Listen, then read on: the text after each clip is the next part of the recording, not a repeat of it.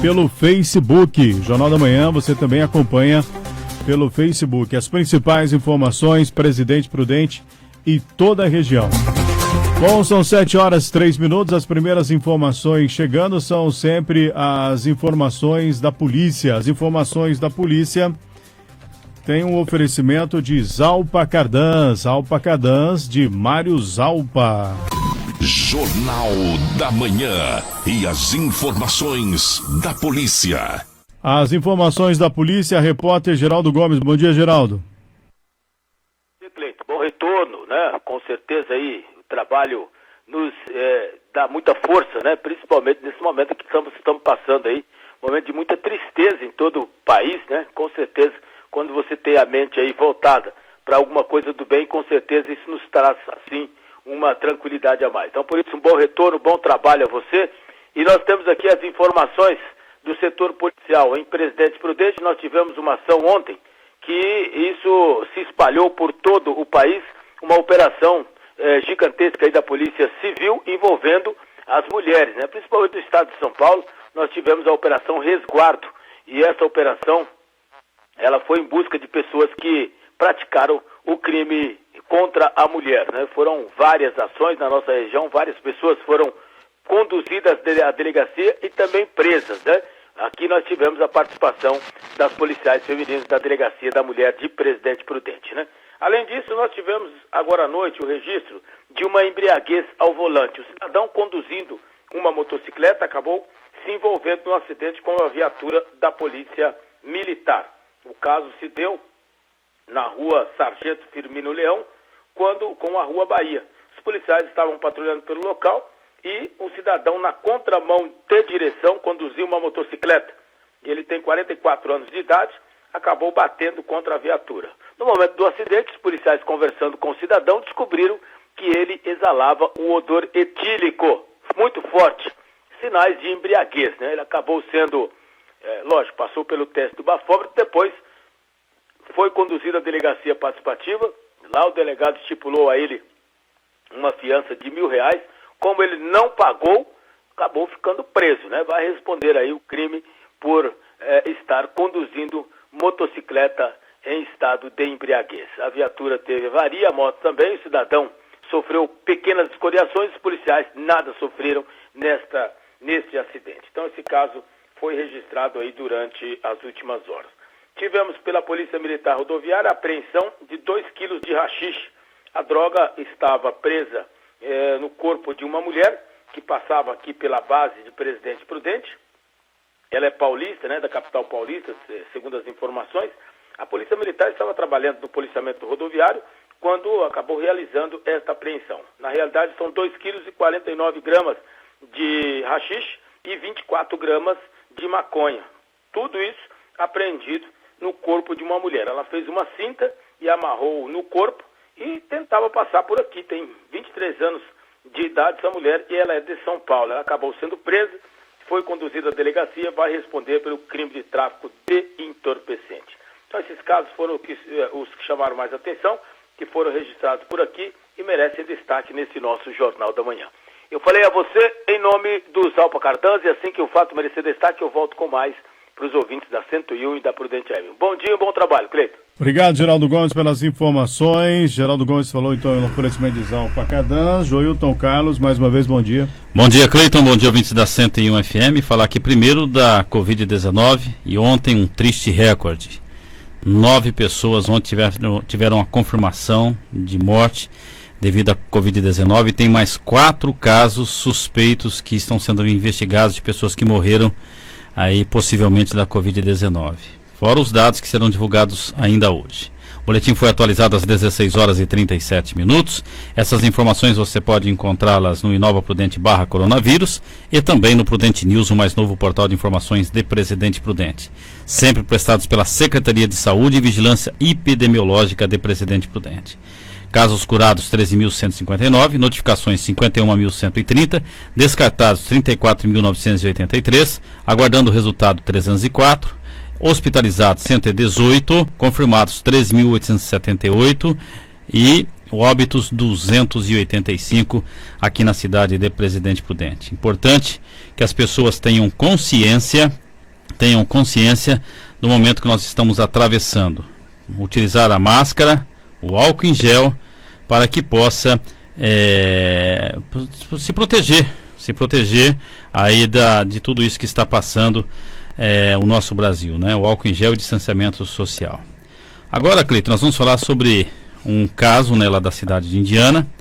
Vale a pena salientar que nós, por várias vezes, tentamos um contato via telefone com o prefeito. Eu estive presente na cidade de Indiana e encontrei com o prefeito em um posto de combustíveis que fica na entrada da cidade, e ele disse que iria se manifestar através do departamento jurídico, que não chegou até o presente momento. Mas o prefeito me falou que é advogado e está amparado pela lei na contratação do seu pai, na nomeação do seu pai como chefe de gabinete, né? É o Wesley Tiego Scaione Cachoeira, conhecido na cidade como Canarinho Júnior. Ele foi eleito pelo Podemos, é o prefeito da cidade. E ele nomeou aí o Gerson dos Santos Cachoeira, que é chefe do gabinete, e no mês de fevereiro recebeu a quantia de R$ 3.779,34. Essa informação aqui as pessoas podem encontrar no portal da transparência, que tem que estar lá, é obrigatório, é lei, para que esteja lá. Mas vamos no caso aqui para falar sobre a súmula vinculante que fala a respeito deste assunto, e que é do STF, e a súmula diz o seguinte aqui, olha: a nomeação de cônjuge, companheiro ou parente em linha reta, colateral ou por afinidade até o 3º grau, inclusive a autoridade nomeante ou do servidor da mesma pessoa jurídica investido em cargo de direção, chefia ou assessoramento para o exercício de cargo em comissão ou de confiança ou ainda de função gratificada, ou a administração pública direta ou indireta, qualquer um dos poderes União, Estados, Distrito Federal e dos municípios, compreendido o ajuste mediante a designação recíproca vinda da Constituição Federal. Então, aqui diz o STF, interpretando aqui no caso. O caso é concreto, aí com a súmula vinculante, e nesse caso aqui, o pai do prefeito, como chefe de gabinete, viola a súmula vinculante 13 do STF, porque o pai é parente consígno em linha reta, ascendente e em 1º grau. Então, tá aí, é um caso lá da cidade de Indiana que chegou aqui para nós estamos trazendo essa informação para os ouvintes, e mais uma vez nos colocamos à disposição do prefeito, Canarinho Júnior, como é conhecido na cidade, ele ou seu departamento jurídico, para que possa dar a versão a respeito deste fato lá.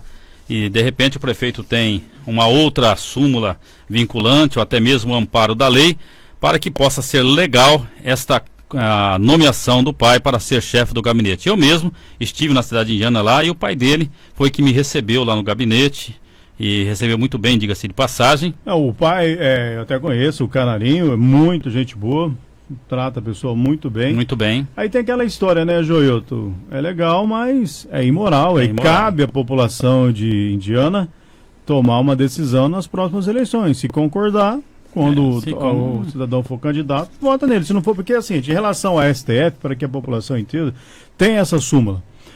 Mas nós tivemos, lembra da decisão ontem, né? Todo mundo que decidiu do Lula ontem, né? Que é uma vergonha. A decisão de ontem foi uma vergonha. Vindo do STF, muitas coisas é uma vergonha para o país. Cabe outra decisão do STF que talvez pode mudar isso e colocar esse país, pelo menos, na moral, né? É por isso que o pessoal fala, né? Dia 31 de março, né? Fica falando do Exército Brasileiro e tal. Mas tudo bem, isso aí cada um tem a sua opinião. Mas em relação a isso que o Joilton falou, para você que está acompanhando o Jornal da Manhã, é importante salientar que tem regras a essa súmula. E uma das regras é que, por exemplo, o prefeito pode contratar um parente para secretário em relação a essa súmula, e já julgaram favorável. Então, existe esse também. Tipo de decisão. Só que é legal, mas é imoral. Muitos chefes executivos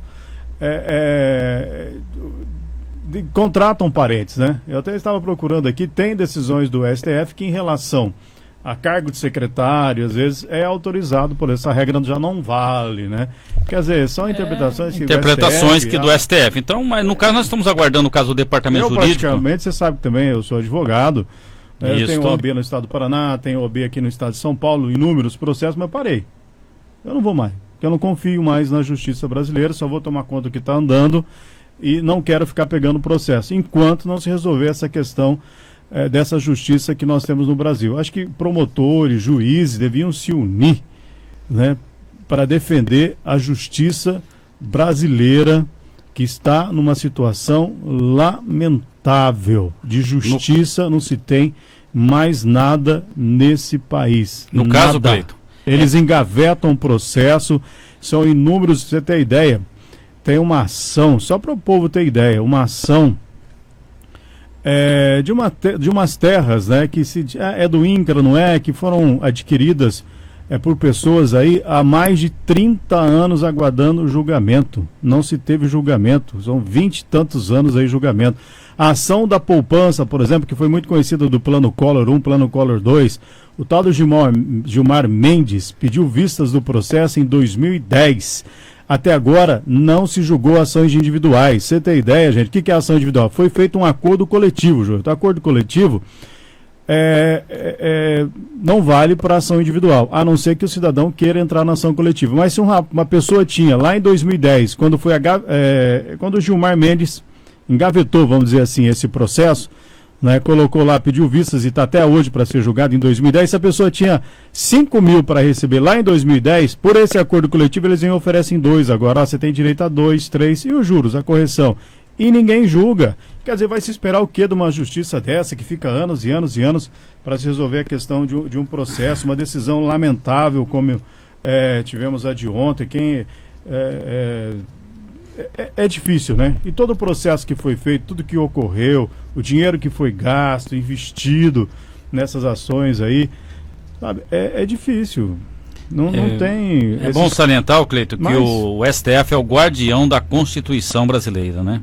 Tá. É o guardião. Bom. E pelo que nós vemos aí, a nossa Constituição ela é rasgada, picada em todos os dias, lamentavelmente, pelo nosso STF. Isso que o Joelito falou aí é comum, viu, gente, que prefeitos, governadores nomeiem os próprios parentes aí para ocupar cargos de secretários, né?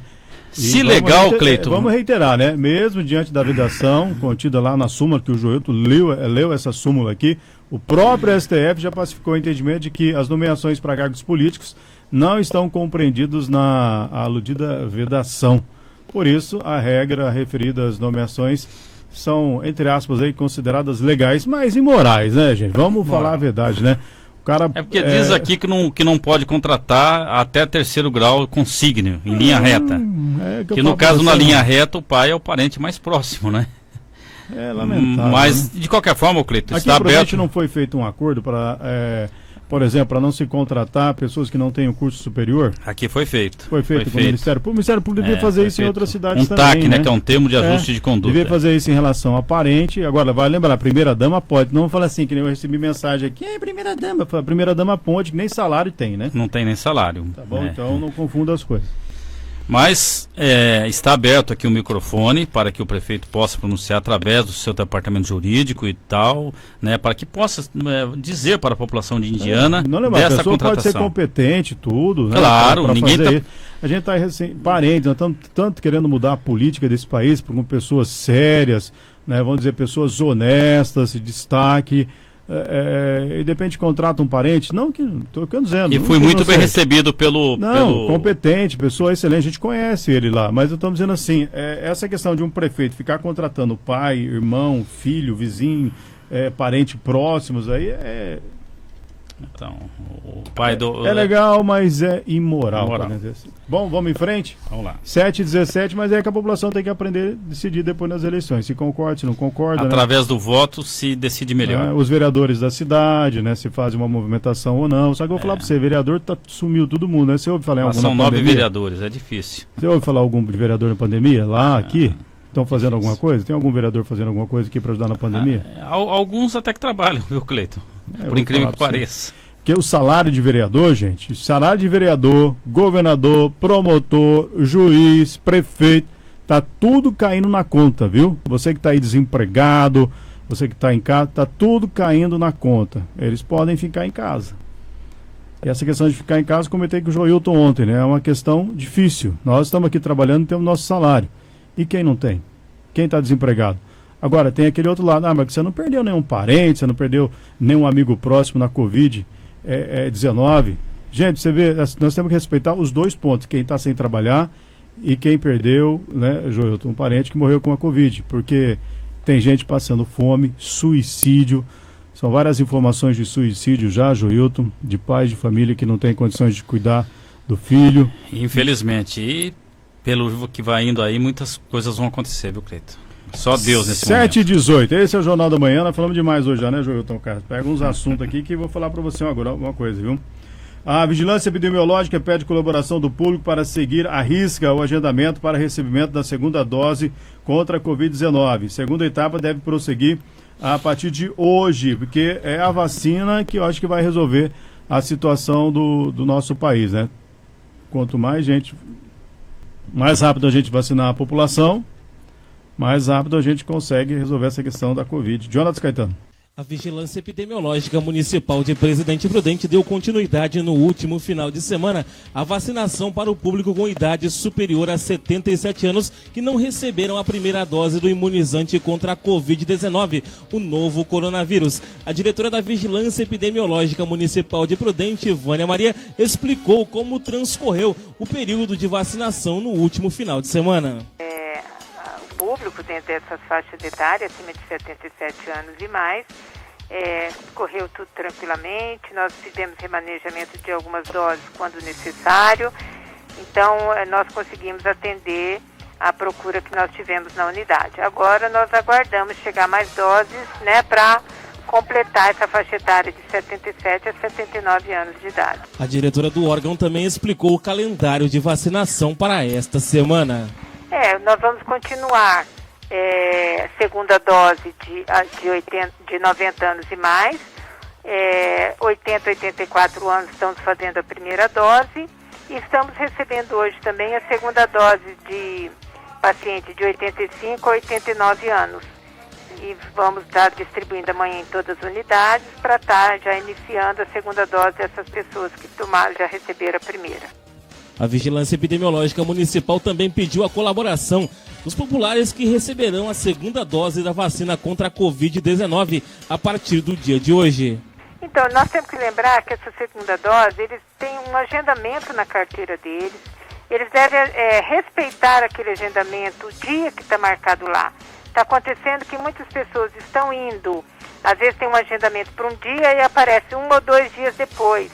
E nós abrimos aquele frasco, é um frasco de multidose, nós abrimos aquele frasco naquele dia, a gente tem aquela quantidade de pessoas que receberam a primeira dose, mas elas não estão comparecendo nos dias agendados. Então tem muitas pessoas também que não estão comparecendo no dia agendado.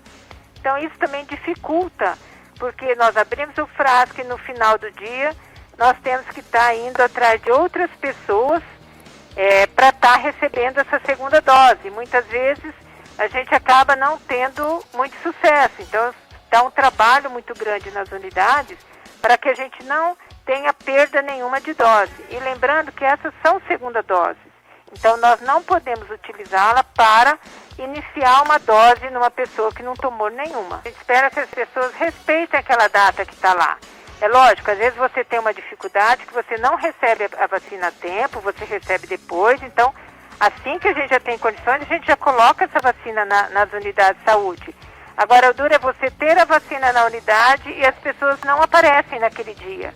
Então, a gente fica com essa dificuldade aí de fazer esse remanejamento dessas doses, achar as pessoas que estão aí mais para frente para ser vacinadas, para que a gente realmente não tenha perda. E quando ela chega no outro dia, aquela dose dela, não que não tenha, a gente vai ter que dar um jeito de estar providenciando, mas fica complicado nessa distribuição depois para saber quantos realmente que a gente ainda tem para vacinar, né? Porque às vezes as pessoas não estão indo no mesmo dia que ela tem que receber a segunda dose. Diante da pressão cada vez maior em cima do Palácio do Planalto e da iminência de que governadores formem articulações com o Congresso, excluindo a União para tratar de ações de combate à Covid-19, o presidente Jair Bolsonaro resolveu reagir. Nesta segunda-feira, Bolsonaro se reuniu com o presidente da farmacêutica Pfizer e conseguiu acelerar o calendário de entrega de vacinas ao Brasil. De acordo com o ministro da Fazenda, Paulo Guedes, que participou do encontro, o governo conseguiu aumentar de 9 para 14 milhões a quantidade de doses que serão entregues ao Brasil até junho. A produção da Pfizer está aumentando, produzindo 1,5 milhão de vacinas dia, ela está produzindo agora 5 milhões de vacinas dia. Então o compromisso dele foi de antecipar algumas vacinas para nós, então esses 2 próximos trimestres aí a gente possa ter obtido a vacinação em massa que nós queremos, né? Nós todos sabemos que a solução para o Brasil agora é vamos vacinar. O ministro da Saúde não participou da reunião. Eduardo Pazuello estava em outra agenda no Rio de Janeiro com governadores e a Fiocruz. O assessor especial do ministro, Ayrton Antônio, detalhou o calendário de entrega de vacinas, que, segundo ele, aumentará exponencialmente. Nós temos 42 milhões prevista para abril. Ou seja, a partir de agora, o Brasil, nos próximos 60 dias, vacinará 1 milhão de doses. E a partir de maio, que passam a ser, no mínimo, de 1,5 milhão de doses garantidas por dia. A Pfizer tenta vender ao Brasil as vacinas desde o ano passado. No entanto, em 2020, o governo considerou o contrato proposto pela empresa abusivo e a proposta de entrega de vacinas incipiente. Por isso, recusou assinar um contrato que garantia mais de 70 milhões de doses, parte delas que já teriam sido entregues ao país. Agora, após uma pressão do Legislativo, o governo cedeu e fechou a compra de 100 milhões de doses com a farmacêutica. Agência Rádio Web de Brasília, Yuri Hudson. Agora no Jornal da Manhã, o tempo e a temperatura. Jornal da Manhã, 7 horas 25 minutos agora, conferindo a hora, 7 horas 25 minutos. No momento, a temperatura em Presidente Prudente está registrando 21 graus. Hoje será parecido como ontem, né? Sol e aumento de nuvens no período da manhã, com pancadas de chuva à tarde e à noite. Uma máxima prevista hoje de 32 graus. Jornal da Manhã, 7 horas 25 minutos.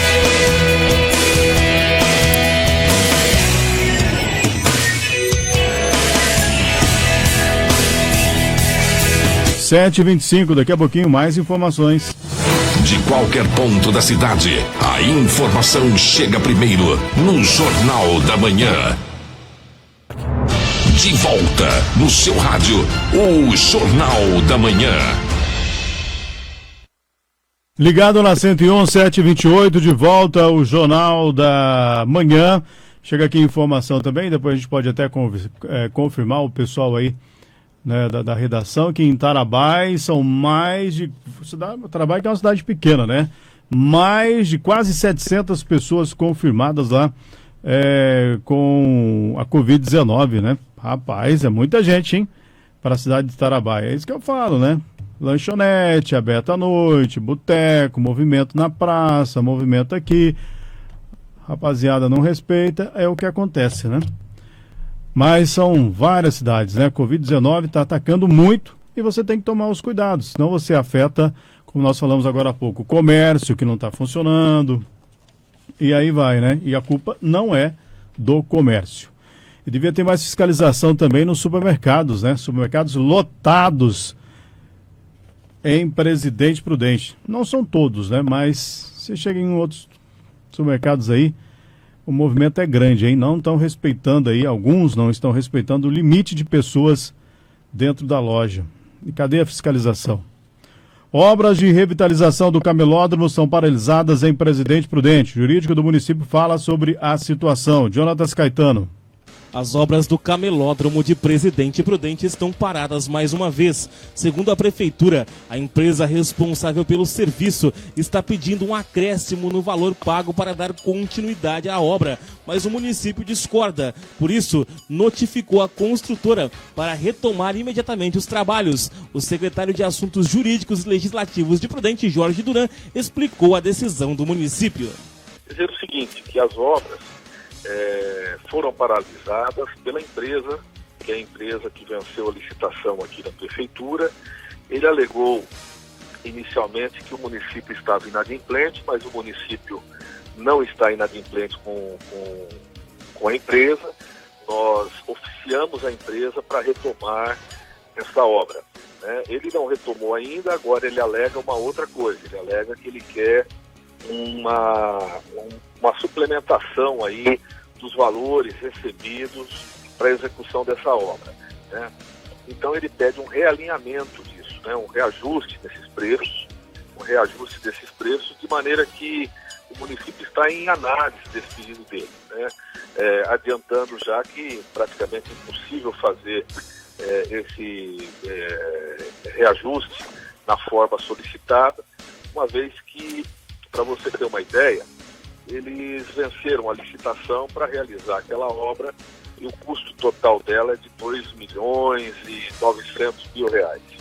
Só que eles pedem um valor de 4 milhões de reajuste, né? Então, um valor até superior ao valor que eles venceram a licitação.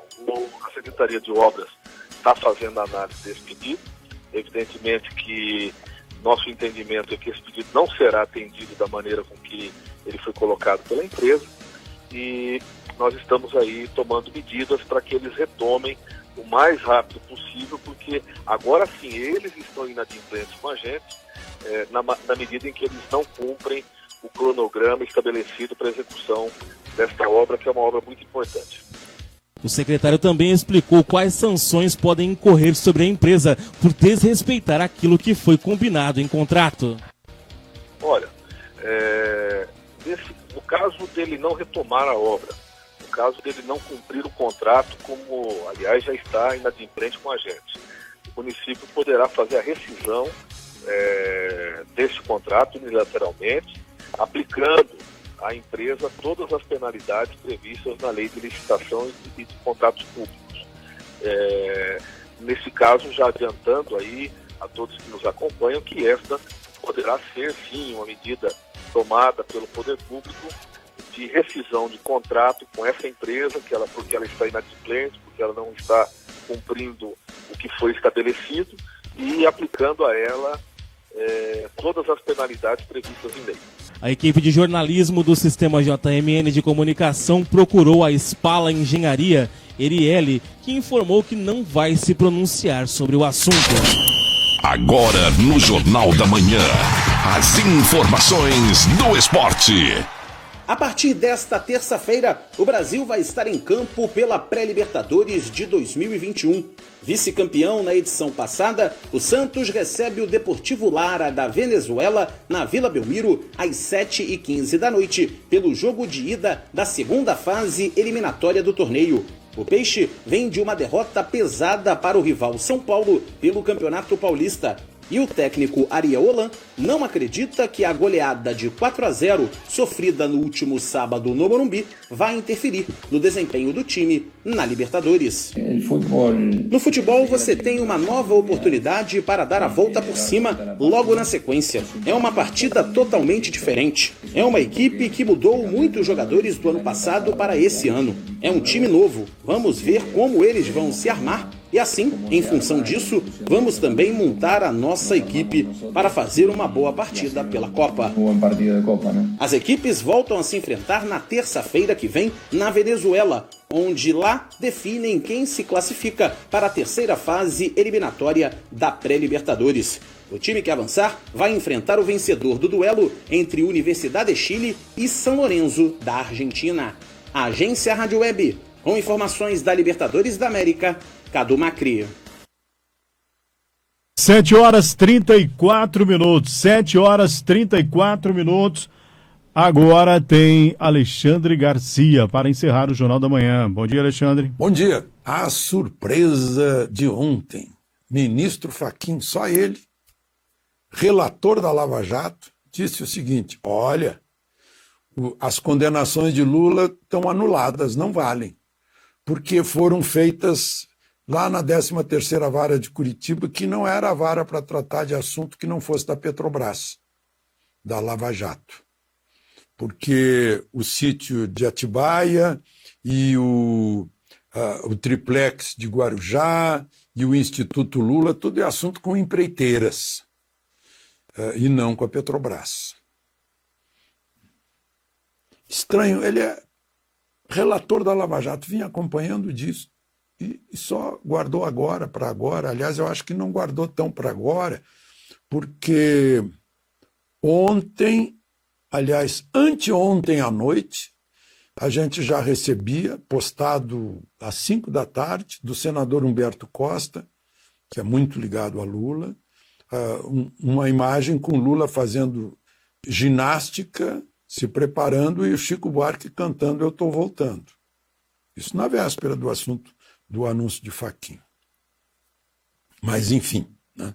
Talvez Fachin não tenha se contido, não sei. Ele sempre foi muito ligado à CUT, MST, fez campanha para Dilma, foi indicado por Dilma. Mas, enfim, fica estranho, sabe por quê?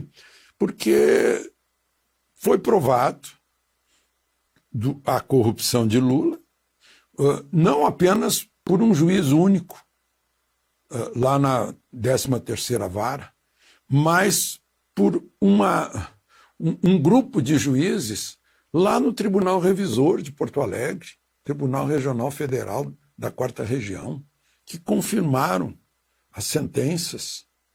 Então fica tão estranho que simplesmente vai uma anulação, parece que é uma anulação da Lava Jato. Agora anulou a Lava Jato, porque pegou a pessoa que estava dirigindo tudo, segundo as investigações, e disse, não vale.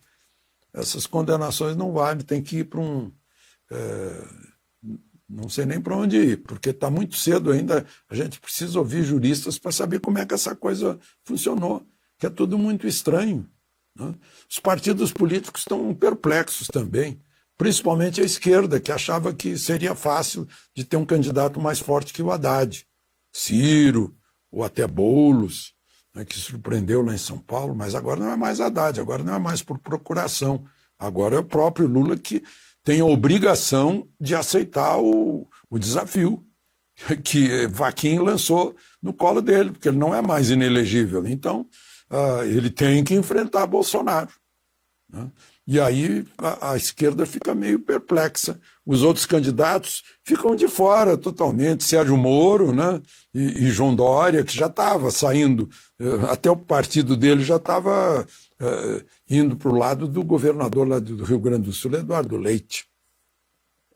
Mas deu mais cor para a disputa eleitoral, porque antes se pensava assim, Bolsonaro já está reeleito. Agora não, agora vem Lula que tem voto. Né?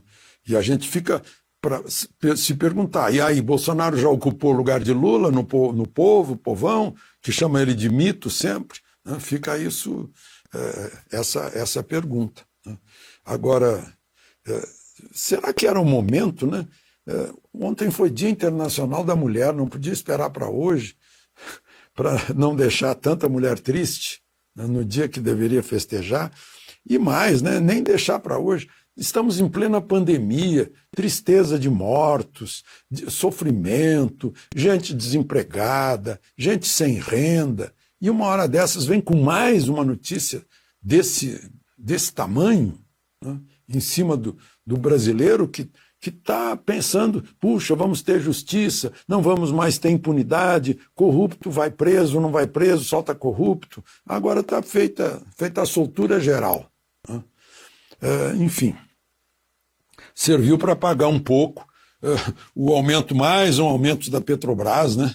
O 6º ajuste do ano, a gasolina, agora a soma dos aumentos da gasolina está em 54% e do diesel 42%.